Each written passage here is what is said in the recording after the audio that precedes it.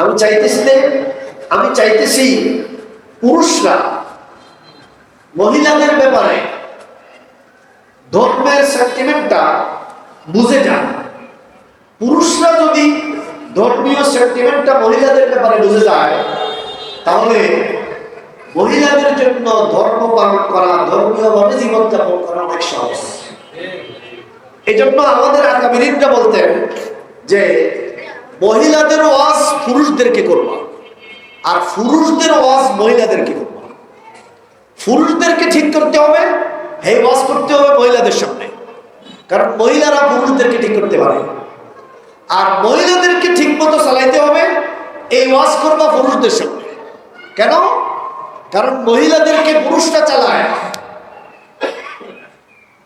আমাদের সাথে এখানে যারা আমরা কয়েকশো মুসল্লি আছি, আমাদের সাথে সম্পৃক্ত নারী মহিলা আমাদের সাথে সম্পৃক্ত এমন একজন পুরুষও নাই যার সাথে কোনো না কোনোভাবে মহিলা সম্পৃক্ত নেই। এমন একজন পুরুষও কোন আছে? আপনার মা মহিলা, কবেন যে মা বেঁচে নাই, মা মরে গেছে, তাইলে আপনার বউ মহিলা। বলবেন যে বউ মরে গেছে, তাইলে আপনার মেয়ে মহিলা। বলবেন যে আপনার মেয়ে নাই, তাইলে আপনার ছেলের বউ মহিলা। কথা বলেন ঠিক কিনা? আপনার ভাতিজি মহিলা, আপনার ভাগিনী মহিলা। অতএব পুরুষদেরকে মহিলাদের ওয়াজ করা দরকার। পুরুষরা যত বেশি মহিলাদের ওয়াজ শুনবে, তত ঘরগুলো আলোকিত হবে। আজ মুসলমানদের ঘরগুলা, আমাদের ঘরগুলা অন্ধকার হয়ে আছে। এই অন্ধকার ঘরগুলাতে শুধু মোবাইল আর টেলিভিশনের আলো, হেদায়েতের আলো নাই, কোরআন সুন্নাহর আলো নাই, দ্বীনের আলো নাই।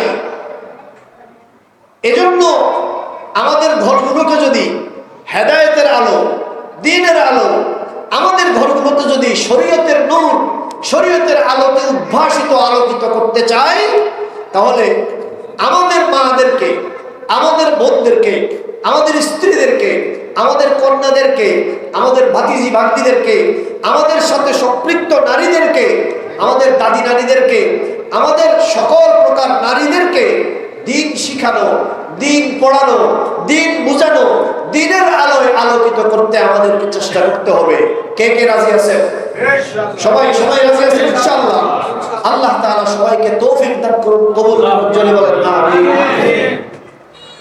সম্মানিত হাজরিন, আমি মূল আলোচনায় যাওয়ার আগে মাঝখানে একটু কথা, মহিলা মাদ্রাসায় আমাদের এই মার্কাজুত তাকওয়া বালিকা মাদ্রাসা সহ আরো এলাকায় আশপাশে যত মেয়েদের মাদ্রাসা আছে, এই মাদ্রাসাওয়ালাদের কাছে আমি আপনাদের একজন ভাই হিসাবে, আমি আপনাদের একজন বন্ধু হিসাবে, আমি আপনাদের একজন আপনজন হিসাবে একটু অনুরোধ করি, দুই একটা জরুরি কথা বলি, তারপরে মূল আলোচনায় যাব।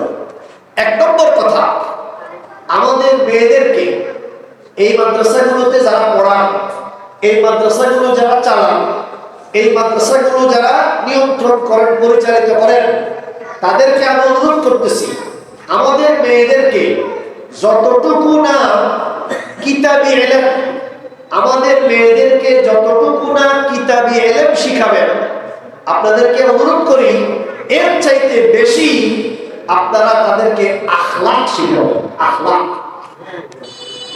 আমাদের মেয়েদের এখন দাওরায়ে হাদিস পারেগা, আলেমা, মুহাদ্দিসা, অনেক অনেক হাজারে হাজারে মেয়ে এখন মুহাদ্দিস আছে, হাজার হাজার মেয়ে আছে যাদের হাতের লেখা অনেক সুন্দর, যারা অনেক সহি শুদ্ধভাবে হাদিসের ইবারত করতে পারে, অনেক দারুণভাবে চমৎকারভাবে তাফসীরের ইবারত করতে পারে।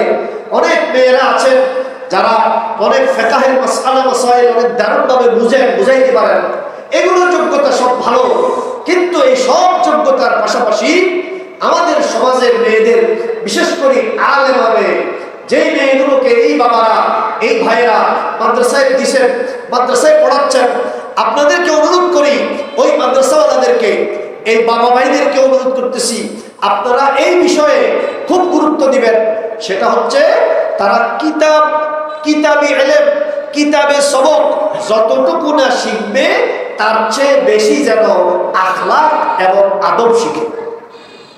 কারণ বিশ্বাস করেন মেয়েরা দাওরায়ে হাদিস ফারেক হোক অথবা ফারেক না হোক, যখনই তাদের সময় হবে আল্লাহ পাক যার সাথে তার বিবাহের তৌফিক আল্লাহ নসিবে রাখছে, যার সাথে তার বিয়ে হবে, ওই শ্বশুর বাড়িতে সে দাওরায়ে হাদিসের কিতাব নিয়ে যাবে না, ওই শ্বশুর বাড়িতে সে মেশকাত শরীফের কিতাব নিয়ে যাবে না, ওই শ্বশুর বাড়িতে সে জালালাইন শরীফের কিতাব নিয়ে যাবে না, কিন্তু সে শ্বশুর বাড়িতে আখলাক আর আদব নিয়ে যাবে। তার জীবনটা, স্বামীর বাড়ির জীবনটা, তার সংসারের জীবনটা, তার সন্তান পালনের জীবনটা যেন সুখময় হয়। এই জন্য আলেমা হওয়া এটা সত্য নয়, মুহাদ্দিসা হওয়া এটা সত্য নয়, মুফতিয়া হওয়া এটা সত্য নয়, বরং শর্ত হইল সে যেন আদবে পরিপূর্ণ হয়, সে যেন আখলাকি হয়, সে যেন উত্তম চরিত্রে চরিত্রবান হয়।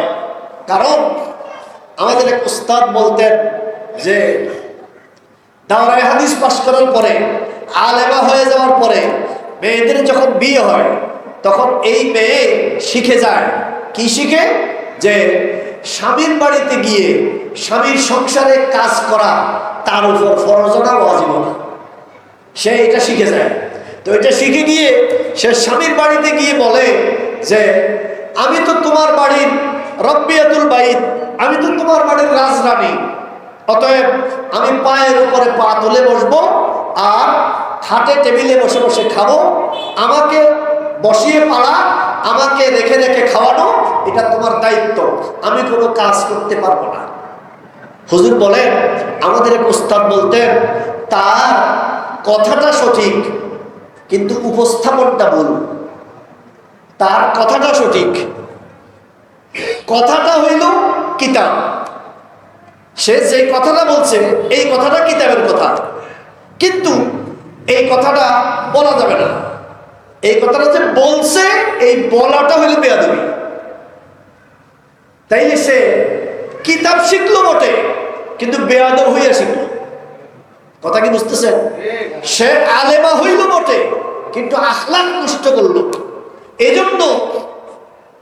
এজন্য আল্লাহ রাব্বুল আলামিন আখলাকি আনুগত্যশীলা নারীদের ব্যাপারে আল্লাহ রাব্বুল আলামিন প্রশংসা করেছেন। আল্লাহ পাক নারীদের সম্মান, ইজ্জত, মর্যাদা আল্লাহ পাক কতভাবে বাড়িয়ে দিয়েছেন। আল্লাহ নারীকে বানিয়েছেন মা, আল্লাহ নারীকে বানিয়েছেন কন্যা, আল্লাহ নারীকে বানিয়েছেন বোন। 3 স্তরে 3 সময়ে তার জিন্দেগির সমস্ত দায়ভার, তার জীবনের সকল লালন পালন, তার জীবনের সকল উঠা বসা, তার খাওয়া পরা, ভালো কাপড় চোপড় পরিধান করা, তার ঈদ উৎসব আনন্দ, এই সবগুলো 3 কালে 3 জন পুরুষের কাঁধে আল্লাহ রাব্বুল আলামিন দান করেছেন। সুবহানাল্লাহ। সূরা নিসার 24 নম্বর আয়াতে আল্লাহ রাব্বুল আলামিন বলেন, খেয়াল করে দেখেন কোরআন শরীফ আয়াত আমি পড়তেছি, আল্লাহ পাক কোরআনে বলেছেন, আপনাদেরকে শোনাই। আল্লাহ পাক বলেন, আর-রিজালু কাওয়ামুনা আলান নিসাই বিমা ফাদ্দালাল্লাহু বা'দাহুম আলা বা'দিন ওয়া বিমা আনফাকু মিন আমওয়ালিহিম। আল্লাহ বলেন, আর-রিজালু কাওয়ামুনা আলান নিসা, পুরুষরা নারীদের উপর কর্তৃত্ব এবং নেতৃত্ব প্রদান করবে। পরিষ্কার সিদ্ধান্ত, আওয়াজ করে বলবেন কার? আল্লাহ। পরিষ্কার সিদ্ধান্ত আল্লাহ বলে দিয়েছেন।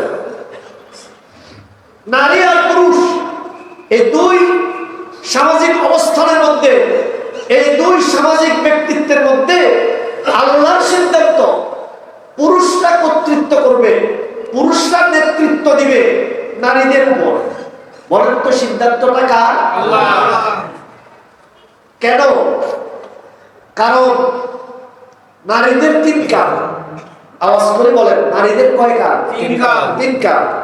এই 3 কালে নারী 3 জন পুরুষের উপর নির্ভরশীল। এবং এই 3 কালে আল্লাহ 3 জন পুরুষকে এই 3 শ্রেণীর নারীকে দেখাশোনা করার দায়িত্ব দিয়েছেন। এজন্য এই আয়াতের আরেকটা সারমর্ম আছে। সেই সারমর্ম হইল দুনিয়ার যত দায়িত্ব, সকল দায়িত্ব দিয়েছেন আল্লাহ পাক পুরুষকে, আর দুনিয়ার যত সুখ ভোগ করা, সকল সুখ ভোগ করার সুযোগ দিয়েছেন আল্লাহ নারীগুলোকে। সুবহানাল্লাহ। আবার বুঝতে থাকলে বলেন, দুনিয়ার যত দায়িত্ব, সব দায়িত্ব আল্লাহ পাক দিয়েছেন কাদেরকে? পুরুষদেরকে।